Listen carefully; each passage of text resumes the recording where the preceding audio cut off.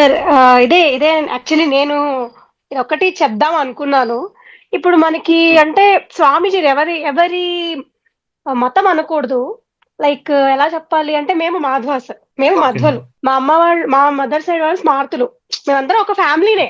మనకి హ్మ్. ఇంతమంది గురువులున్నారు. అంటే మాకు సత్యాత్మ తీర్థరున్నారు. ఇంకా మా స్మార్తులకైతే లైక్ చ శృంగేరి స్వామి వారున్నారు. కంచి స్వామి వారున్నారు. ఇంతమంది అవును. మనకుండి అందరూ మంచి మాటలు చెప్పేవాళ్ళే. వాళ్ళ మాటలు రోజుకి వాళ్ళు ఎప్పుడు ప్రవచనం చెప్తే అప్పుడు మనం వింటే చాలు. అసలు మనకి ఎవరిని నమ్మాలి, ఎవరిని నమ్మకూడదు అసలు అంటే ఒకటి మనం నమ్మేది అది వేదం నుంచి నమ్ముతున్నామా లేదా అనేది క్లియర్ కట్‌గా తెలిసిపోతుంది. అర్థమైపోతుంది అవునండి. క్లియర్‌గా. సో, ఇంకొక డౌట్ అండి. డౌట్ కూడా కాదు. హ్మ్. ఆహ్, ఇప్పుడు అందరూ చెప్తుంటారు కదా! ఇట్లా మాకిలా జరిగినాయి అంటే సాయిబాబాని నమ్మిన వాళ్ళు. వాళ్ళనసలు ఎలా వెనక్కి తీసుకొస్తాము? అంటే మాకిది ఆహ్, ఇట్లా జరిగింది. ఇట్లా ఆహ్, కొన్ని కొన్ని మిరాకిల్స్ జరిగినాయి అంటూ ఉంటారు కదా! వాటినసలు అవునండి. ఎలా అంటే మనం ఎలా నమ్మిస్తాము అది జరగవు అట్లా అని? అవి వింటే నాకు అనకూడదు గానీ నాకు వేరే మతం వాళ్ళు చెప్తుంటారు గదా! మాకిలా ఇలా మాయలు జరిగిపోయినాయి. అట్లా విన్నట్టే అనిపిస్తుంది. సో, ఒకటండి ఫస్ట్ థింగ్ అంటే మా ఇంట్లో ఇక్కడ కాదండి. ఇక్కడ రాముడు సాక్షాత్తు అవతార పురుషుడు.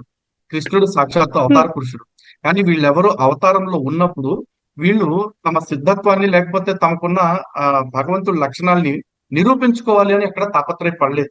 ఆయా సందర్భాలు అవును. వచ్చినప్పుడు మాత్రమే దాన్ని శక్తిని ప్రదర్శించారు. అలాగే నిజంగా సిద్ధ పురుషులు చాలా మంది ఉన్నారు అనే పదం ఇందాక శ్రీ గారు చెప్పారు.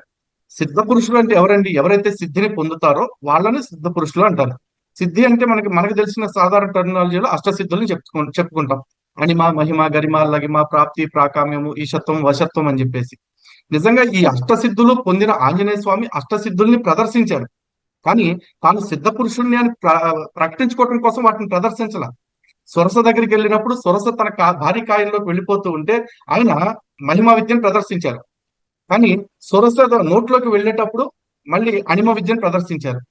అలాగే గరిమ, లగిమ, ప్రాప్తి, ప్రాకామ్యం, ఈశత్వం, వశత్వం అన్ని సిద్ధుల్ని ఆ స్వామి ప్రదర్శించారు.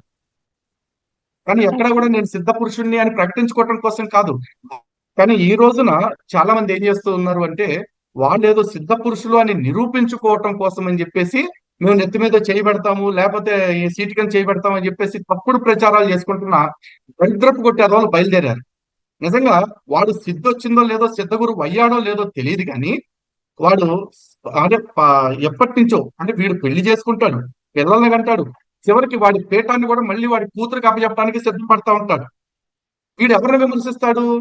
సనాతన ధర్మాన్ని కాపాడుకోవటం కోసం, ఒక పీఠాధిపతిగా అవటం కోసం చిన్న వయసులో మొత్తం షట్శాస్త్రాలు, సకల వేద విద్యలు అన్ని నేర్చుకుని వివాహం కూడా లేకుండా సన్యాసాశ్రమాన్ని స్వీకరించేసి రేపు తన తర్వాత తదనంతరం తన వారసుడికే కాకుండా ఇంకెవరికో పీఠాన్ని అప్పచెప్పేసి ఏదో ఒక రూపైన ధర్మాన్ని కాపాడాలి అని ప్రయత్నం చేసి శృంగేరి పీఠాధిపతి లాంటి విధుశేఖర భారతీయ తీర్థ మహాస్వామి వారు లాంటి వాళ్ళని కూడా వీళ్ళు విమర్శిస్తారు. గాడిద కొడుకులు మరి ఎంత స్వార్థపరులండి వీళ్ళు.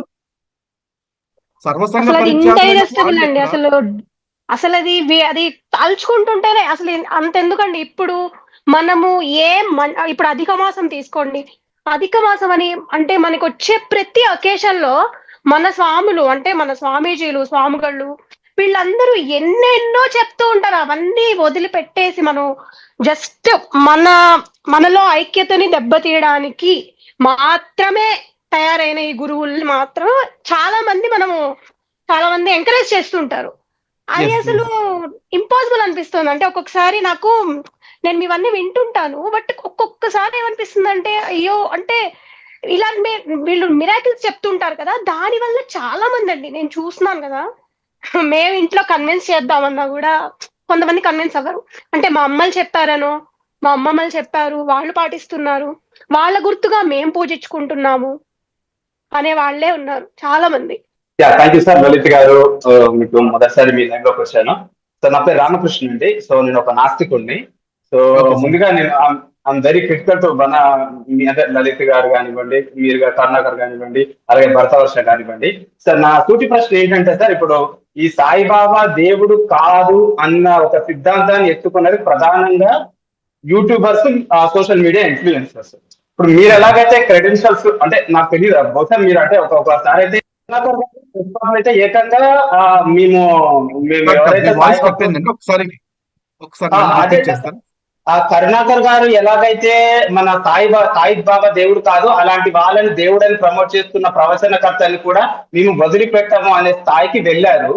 సో బహుశా అంటే ఏంటంటే మీరు ప్రవచనకారులకి అలాగే పీఠాధిపతులకి నిర్దేశిస్తున్నారా అన్న ఒక ప్రశ్న ఉందండి. ఎందుకంటే that's wow the social media influencers. ఎందుకంటే మీ పవర్ అఫ్ కోర్స్ మీకు తెలిసి ఉండొచ్చు, సిన్స్ ఐఎమ్ అనలిస్ట్ అండ్ నేను కొంచెం దూరంగా తీసి అబ్జర్వ్ చేస్తుంటాను కాబట్టి ఇది కేవలం యూట్యూబర్స్ చేస్తున్న పనిగానే నేను భావిస్తున్నాను.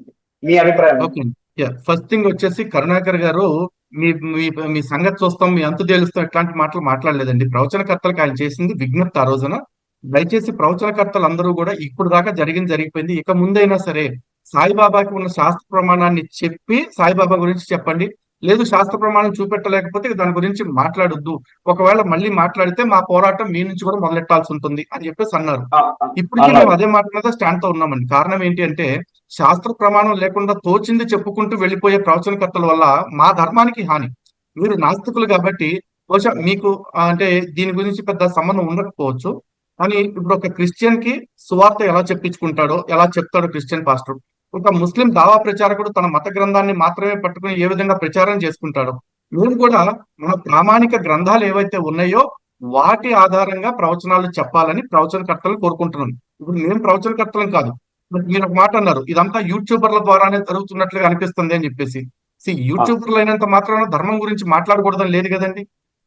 ధర్మంలో మేము భాగమైనప్పుడు every individual has a right, so as we had. అంటే యూట్యూబర్ లో మోటివ్ ఏంటంటే కొంచెం నా పాటలు కొంచెం పరిచయం. యూట్యూబర్లకి ఓకే సార్, యూట్యూబర్లకు వచ్చిన ప్రాబ్లం ఏంటంటే యూట్యూబర్లు end of the day that content creators. ఓకేనా, ఈ రోజు మొన్నటి వరకు శివశక్తి సెకండ్. సో ఫస్ట్లీ ఇక్కడ మేము అందరికి క్లారిఫై చేయాల్సిందంటే వీఆర్ నాట్ యూట్యూబర్స్ అండి, we are utilising YouTube as a platform to promote our events and our ideology. That's it. అది హిందూ జనశక్తి, let me complete. Hindu Janshakti is a registered organization. Shiva Shakti is a registered organization. Likewise, Hindu Swaraj is a registered organization. And Bharatavarsha same. మేమంతా కూడా సంస్థల ద్వారా మేము చాలా పోరాటాలు చేశాము, చాలా అంటే ప్రయత్నాలు కూడా చేశాము, ధార్మిక కార్యక్రమాలు కూడా చేశాము. ఇవన్నీ చేస్తూ కూడా మేము హిందూ సమాజాన్ని వైడ్ రేంజ్ లో రీచ్ అవడం కోసం యూట్యూబ్ అనే ప్లాట్ఫామ్ ను వాడుతూ ఉన్నాం తప్ప వీఆర్ నాట్ ప్రొఫెషనల్ యూట్యూబర్స్. అలా అనుకుంటే మేము రోజుకు 4-5 వీడియోలు 10 వీడియోలు పెట్టేసేయాలండి. మేము ఆల్టర్నేట్ డేకి ఒక వీడియో లేకపోతే డైలీ ఒక వీడియో బేస్డ్ ఆన్ ద కాజే మేము పెడుతూ ఉన్నాం. సారీ అంటే థ్యాంక్ యూ సార్. అండ్ మీరు చెప్పాల్సింది అఫ్ కోర్స్ నేను ఏంటంటే everything is I suspect and everything. Content creators ఏంటంటే of course the first motive is to grab the eyeballs. And ఎందుకంటే ఇప్పుడు శివశక్తి కరుణాకర్ గారు యేసుక్రీస్తు మీద చాలా వైడ్ గా పాపులర్ చేశారు. ఆ శివశక్తి ఛానల్ కూడా అందుకే పాపులర్ అయింది.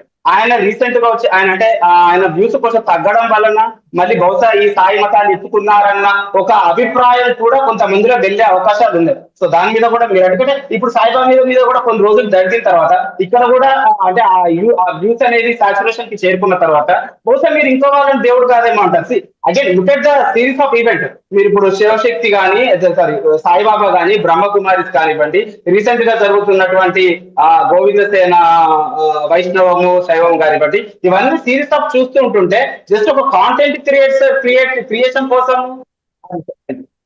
చెప్పండి. సో ఒక విషయం ఇక్కడ ఏంటంటేనండి, మేము భవిష్యత్తులో ఎవరిని దేవుడు కాదు అంటాము అంటే భవిష్యత్తు నిర్ణయిస్తుంది. కానీ ఇప్పటి వరకు మేము ఎవరినైతే దేవుళ్ళు కాదు లేకపోతే మన ధర్మంలో పార్ట్ కాదు అన్నాము, లైక్ మీరు చెప్పినట్టు బ్రహ్మకుమారిస్, ఇప్పుడు సాయిబాబా అంటున్నారు. ఈ ఇద్దరికి కూడా మేము ఓపెన్ ఆప్షన్ పెట్టాము. ఏమని, మీరు రమ్మన్న వేదిక మీదకి మేము వస్తాం, లేదు మా వేదిక వద్దకు వచ్చి మీరు చర్చ చేసినా పర్వాలేదు, మేము చెప్తున్నది తప్పు అని నిరూపించడానికే మేము అడుగుతుంది. ఇప్పుడు మేము ఒకవేళ సాయిబాబా విషయంలో తప్పు మాట్లాడుతున్నాం అనుకోండి, వాళ్ళు సాయి భక్తులుగా వచ్చి చెప్పొచ్చు. లేదు అనుకుంటే హిందూ స్వామీజీలను ప్రవచనకర్తలను తీసుకొచ్చి ఏమయ్యా మీలో భాగంగా ఉన్న హిందూ సంఘాలుగా చెప్పుకునే వాళ్ళే ఇట్లా తప్పుడు ప్రచారం చేస్తున్నారు, మీకు బాధ్యత లేదా, మీరు వెళ్ళి వాళ్ళకి బుద్ధి చెప్పండి లైవ్ లో అని చెప్పేసి చెప్పొచ్చుగా. వాళ్ళు అనుకుంటున్న వాళ్ళు గరికపాటి గారినో, సామవేదం గారినో, వద్దిపర్తి వారినో, చాగంటి గారినో ఎవరినైనా తీసుకొచ్చి మేము తప్పు చేస్తుంటే మేము చేసే తప్పు ఎలా తప్పు అది ఎస్టాబ్లిష్ చేయమనండి. అలాగే బ్రహ్మకుమారుల విషయంలో మేము ఏదైనా తప్పు చేస్తూ ఉంటే సేమ్ దాన్ని కూడా అట్లాగే వాళ్ళు ఇచ్చేయచ్చు. బ్రహ్మకుమారుల విషయంలో కూడా మీరు చేస్తుంది తప్పు అని నిరూపించేస్తే మేము ఆయన సిద్ధంగా ఉన్నాం కదా. ఇంకా ఓకే, ఇంత ఆప్షన్ ఇచ్చిన తర్వాత బ్లేమ్ మా దగ్గర లేదు ఇప్పుడు. అండ్ మేము స్పిరిచువల్ గా మాట్లాడుతున్నామండి అంతే. ఓకేనా? థ్యాంక్ యూ రామకృష్ణ గారు. థ్యాంక్స్ అండి, అవకాశం ఇచ్చినందుకు ధన్యవాదాలు. మీరు మళ్ళీ లైవ్ పెట్టాలని థ్యాంక్ యూ సో మచ్. తప్పకుండా.